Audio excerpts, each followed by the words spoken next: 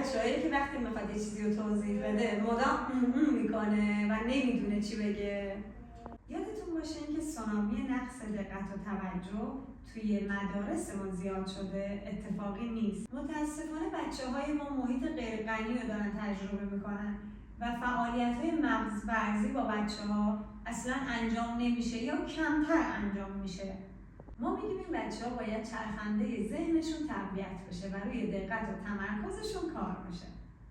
این بچه‌ها باید روی ادراک شنیداری و درک گفتاریشون کار بشه. چند نمونه بازی رو با هم ببینیم. این برای حافظه شنیداری بچه‌ها فوق‌العاده است و قسمت کدینگ مغزشون رو فعال میکنه. خب باران جون، هر رنگی رو که گفتم لیوانش رو بذار رو اون رنگ و عددش رو بگو باشه. زرد 1 صورتی 2 سبز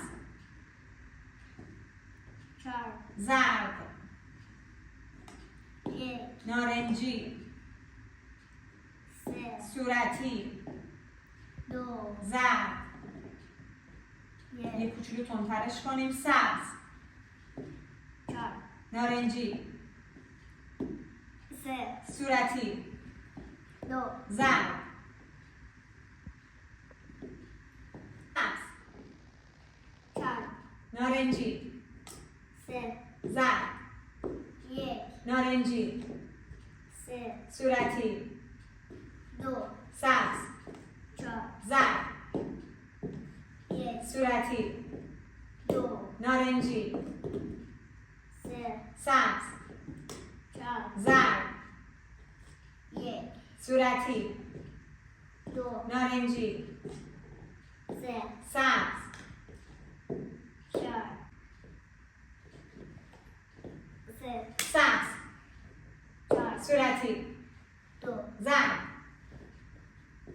1 نارنجی 3 سبز 4 زرد 1 صورتی 2 نارنجی 3 سبز 4 صورتی 2 زرد 1 سبز 4 نارنجی 3 صورتی 2 سبز 4 زرد 1 عالی، مرسی، خیلی عالی، خیلی.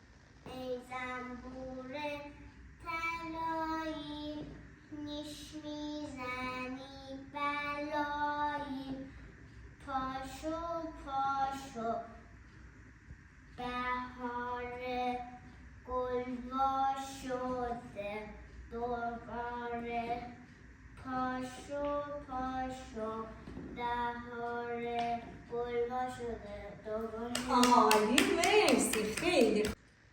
خب باران جون، اسم هر رنگی که گفتم میپری تو حلقه همون رنگ و اسم لیوانی که تو اون حلقه است رو میگی باشه. سبز زرد آبی نارنجی زرد صورتی سبز زرد قرمز سبز سبز زرد آبی نارنجی زرد صورتی آبی نارنجی سبز زرد سبز زرد زرد سبز قرمز آبی نارنجی سبز زرد قرمز سبز زرد صورتی آبی نارنجی سبز زرد زرد صورتی قرمز سبز آبی نارنجی سبز زرد قرمز سبز سبز